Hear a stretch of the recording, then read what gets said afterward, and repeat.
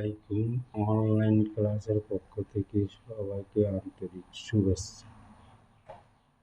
প্রিয় শিক্ষার্থীরা, আশা করি আল্লাহর রহমতে ভালো আছো। আলহামদুলিল্লাহ, আমি ভালো আছি।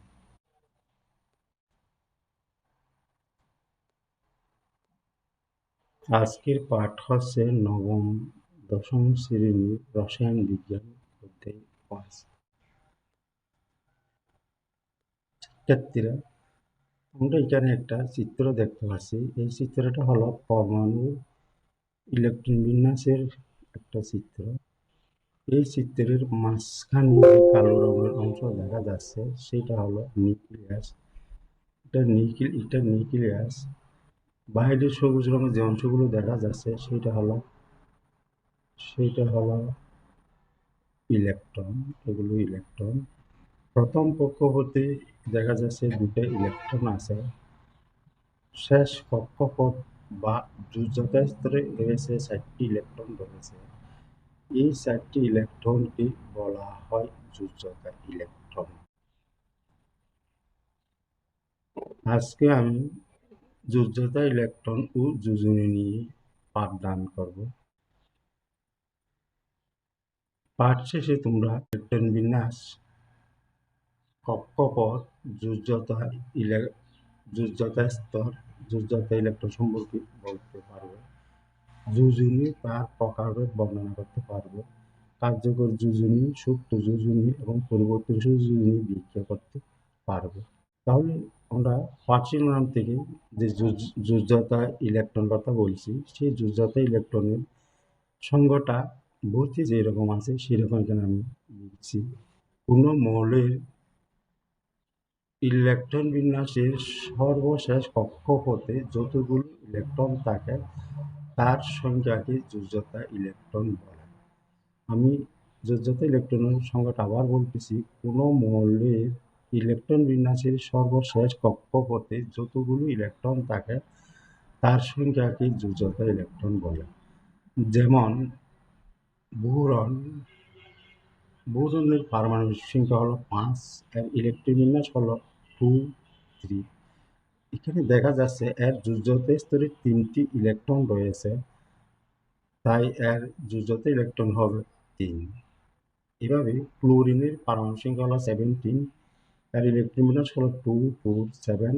এর যোজ্যতা স্তরে 7টি ইলেকট্রন রয়েছে, তাই এর যোজ্যতা ইলেকট্রন হবে 7। এবার যোজনীর সংজ্ঞাটা হলো এইরকম।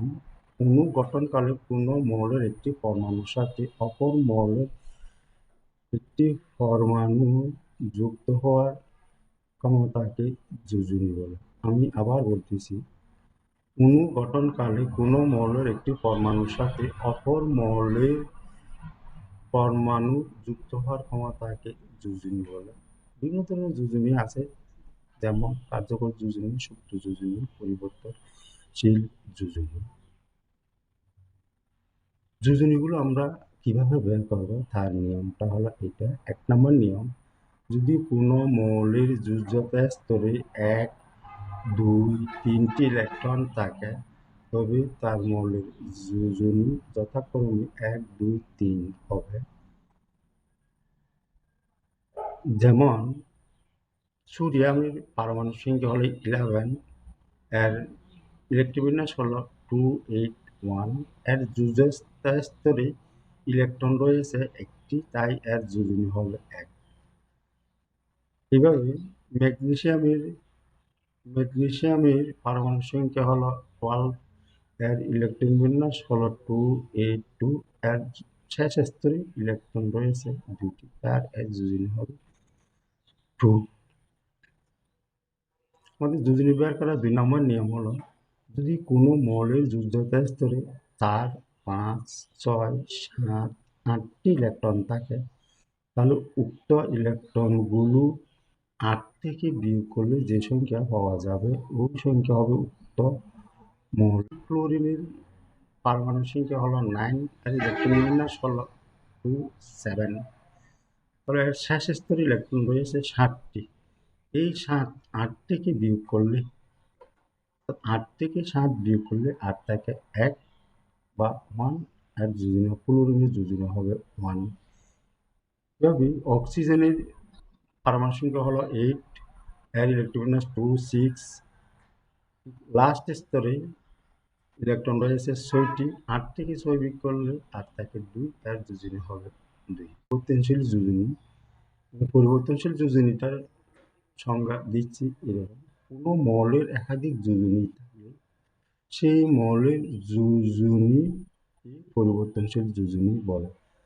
আমি আবার বলতেছি, কোনো মৌলের একাধিক যোজনী থাকলে সেই মৌলের যোজনীকে পরিবর্তনশীল যোজনী বলে। যেমন ফসফরাসের যোজনী 2, 3 এবং সালফারের যোজনী 2, 4, 6। সেই যোজনীগুলো কিভাবে পাওয়া যাবে, অর্থাৎ পরিবর্তনশীল যোজনী কিভাবে বের করা যায়, এই ব্যাখ্যাটা দিচ্ছি। সেই ব্যাখ্যাটা দেওয়ার জন্য আমাদেরকে হুন নামক একজনের বৈজ্ঞানিক এর কিছু নীতি আছে, নীতি অনুসারে আমাদেরকে এটা ব্যাখ্যা করতে হবে। ওনার নিয়ম, প্রথম নিয়মটা হলো সমশক্তি সম্পন্ন অরবিটালের প্রত্যেকটিতে প্রথমে একটি করে ইলেকট্রন একমুখী স্পিনে প্রবেশ করে, পরে অতিরিক্ত ইলেকট্রনগুলো একটি করে প্রথম অরবিটাল থেকে বিপরীতমুখী স্পিনে প্রবেশ করে এবং প্রতিটি অরবিটালে মোট ইলেকট্রন সংখ্যা হবে 2টি। 2 নম্বর নীতিটা হলো, কোনো মৌলের যোজ্যতা স্তরের বিজুর ইলেকট্রন সংখ্যাই তার যোজনী। আমি আবার বলতেছি, কোনো মৌলের যোজ্যতা স্তরের বিজুর ইলেকট্রন সংখ্যাই তার যোজনী।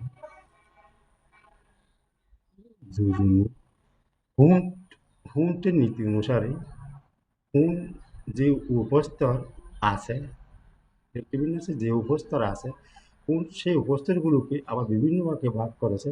প্রথম উপস্তরে অরবিটাল থাকে একটি, যেমন S। দ্বিতীয় উপস্তর P এ অরবিটাল থাকে 3টি, যেমন PX, PY, PZ। তৃতীয় উপস্তর D এ অরবিটাল থাকে 5টি, DXY, DYZ, DZX, DZX square, Y square, DZ square. প্রতিটি অরবিটালের কিন্তু ইলেকট্রন ধারণ ক্ষমতা হবে 2টি। আমি এখানেই বলছি, প্রতিটি অরবিটালে 2টি ইলেকট্রন ধারণ ক্ষমতা হবে 2টি। প্রথমে একটি করে ইলেকট্রন প্রবেশ করবে, তারপরে আরেকটি করে প্রবেশ করে মোট হবে 2টি। আবহাওয়া নীতি অনুসারে সালফারের ইলেকট্রন বিন্যাসটা করতে হবে। আবহাওয়া নীতি অনুসারে সালফারের ইলেকট্রন বিন্যাস নিম্নরূপ: সালফারের পারমাণবিক সংখ্যা 16, এর ইলেকট্রন বিন্যাসটা হলো 1s2, 2s2, 2p6, 3s2, 3p4।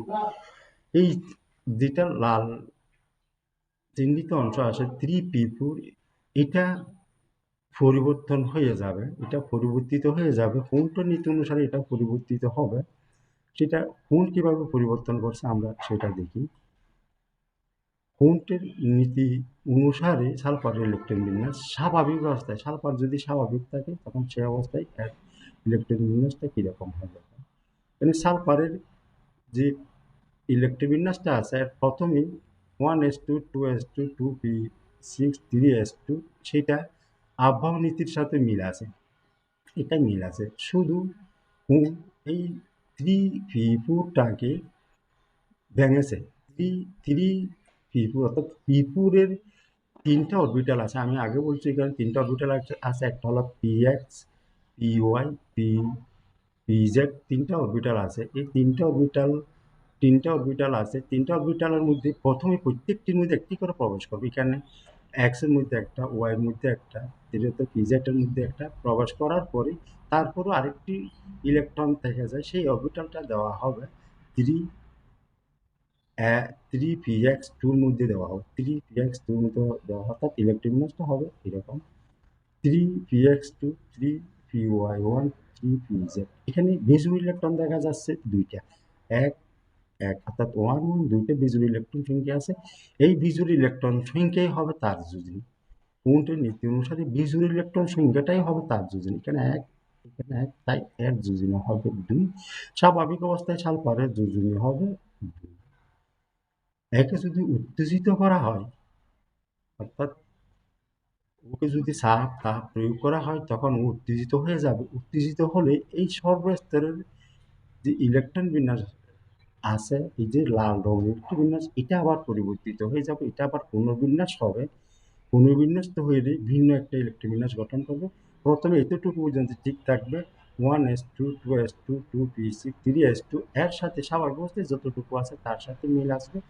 এই 3ps2 থেকে একটি ইলেকট্রন অন্য একটা অরবিটালে চলে যাবে, এটা 3dx অরবিটালের মধ্যে চলে যাবে। তখন এর ইলেকট্রন বিন্যাসটা হবে 3px1, 3py1, 3pz, 3gz1 হবে, z1 হবে এটা। তখন এখানে বেজোর ইলেকট্রন সংখ্যাটা দেখা যাচ্ছে, বেজোর ইলেকট্রন সংখ্যাটা দেখা যাচ্ছে যা হচ্ছে চারটা, একটা, দুইটা, তিনটা, চারটা বেজোর ইলেকট্রন দেখা যাচ্ছে, তাই এর যোজনী হবে 4 বা 4। একে যদি আরও উত্তেজিত করা হয় তখন এর ইলেকট্রন বিন্যাসটা আবার পুনর্বিন্যস্ত হয়ে যাবে। এই 3s2 যে ইলেকট্রন আছে, 3s2 ইলেকট্রনটা পরিবর্তিত হয়ে এখান থেকে একটা ইলেকট্রন 3dx dz yz এর মধ্যে চলে যাবে, অর্থাৎ তার ইলেকট্রন বিন্যাসটা পরিবর্তিত হয়ে যাবে। এখানে 1s2, 2s2, 2p6 এটা আগের মতো থেকে যাবে।